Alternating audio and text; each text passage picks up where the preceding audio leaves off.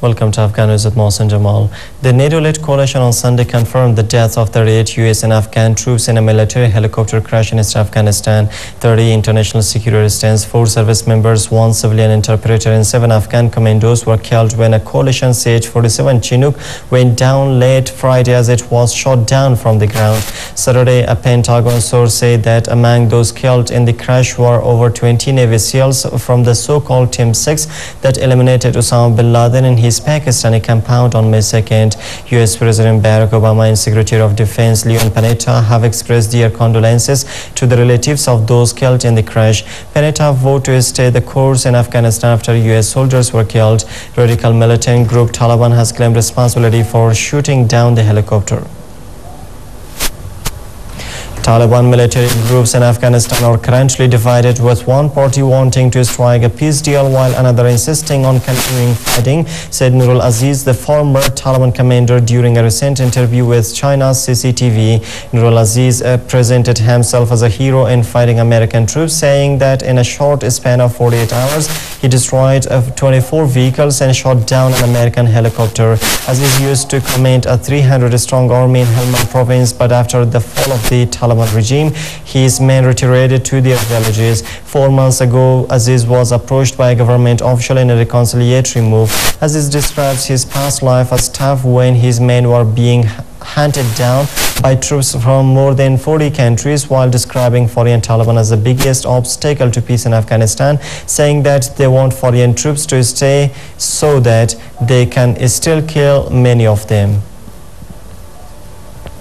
A bomb in Pakistan's northwest has destroyed at least 16 tankers carrying fuel for NATO troops in neighboring Afghanistan, police said. A total of 28 NATO oil tankers were parked at a terminal on the outskirts of Peshawar at the time of the explosion on Saturday, which triggered a fire that several of the vehicles. A Police official Khurshid Khan added that no casualties had been reported. Muhammad Ejaz Khan, another senior police officer in Peshawar, said firefighters were frantically trying to control the blaze, adding that 3 explosions were heard before the fire swept through the power tankers.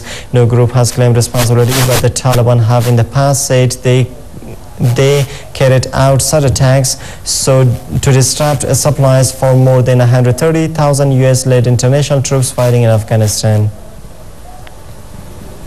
China closed down ports, evacuated almost 500,000 residents, and bolstered safety measures at a nuclear plant in preparation for a powerful typhoon.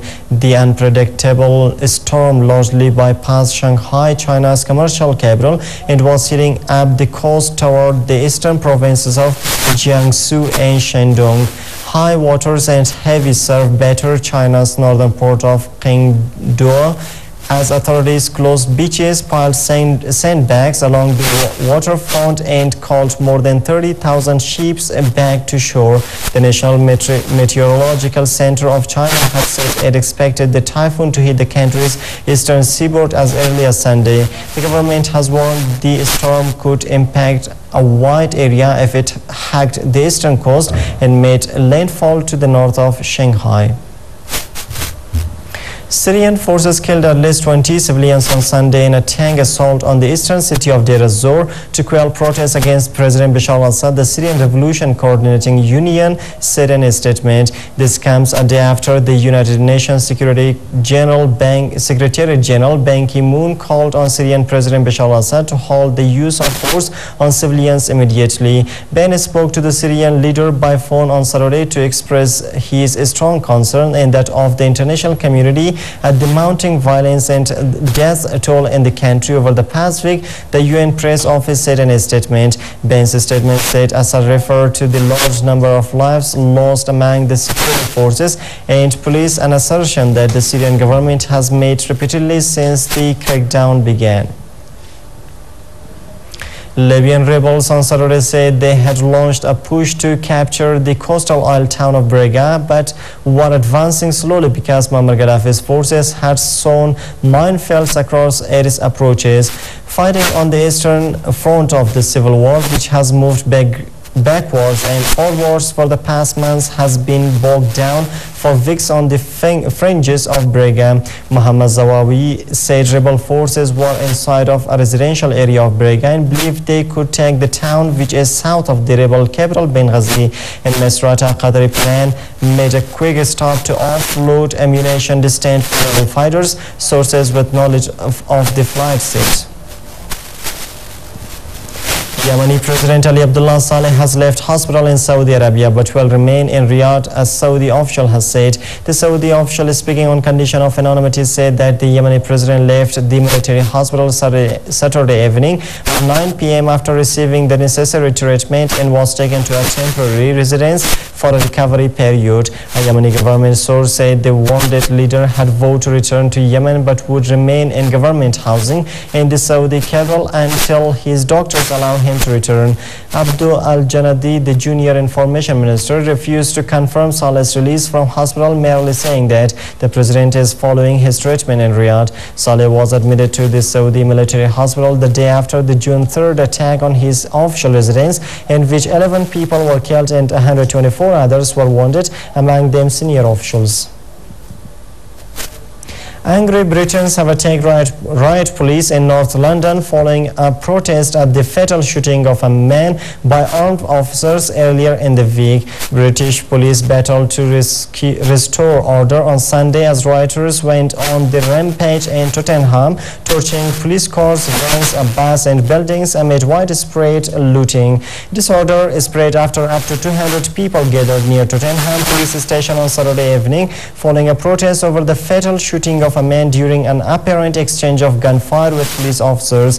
Rioters torched 2 patrol cars, a bus and a shop outside the police station on the High Road in Tottenham, smashing up shop windows. One establishment was also on fire. The earlier protest was held over the shooting of a 29-year-old man who was killed after an exchange of gunfire with police on Thursday. United States President Barack Obama urged lawmakers to set aside partisan politics in his weekly radio address, recorded just hours before the United States lost its top-notch AAA credit rating from Standard & Poor's on Friday. Obama said lawmakers must work to put America's fiscal house in order after a fierce-day battle and refocus on stimulating its stagnant economy. The president, whose 2012 re-election could hinge on his ability to reduce stubbornly high unemployment, called on Congress to back measures to give tax relief to the middle class, extend jobless benefits and pass long-delayed international trade pacts. But at the same time, Obama challenged fellow Democrats and Republicans alike to follow through on the deal struck in Washington this week that averted the threat of crippling debt default. And that located in the North Atlantic Ocean, Greenland is the location of 10% of the world's glaciers and plays an important role in global climate change. But due to global warming, Greenland's glaciers are melting at a faster rate. July is the hottest month in Inuit Greenland, and the locals say the summers have been warmer during the past several years, speeding up the melting process of Inuit glaciers. During the past year, residents say the glacier has been melting at an especially fast rate, and that the town people can clearly see iceberg fragments melting into the sea every day. In Inuit, everyone is feeling the effect of global climate change. Climatologists have been keeping a close eye on the melting of Inuit glaciers. After observing the area every summer for a number of years, they have become increasingly concerned about the glaciers. And that's all for now. Thanks for staying with us.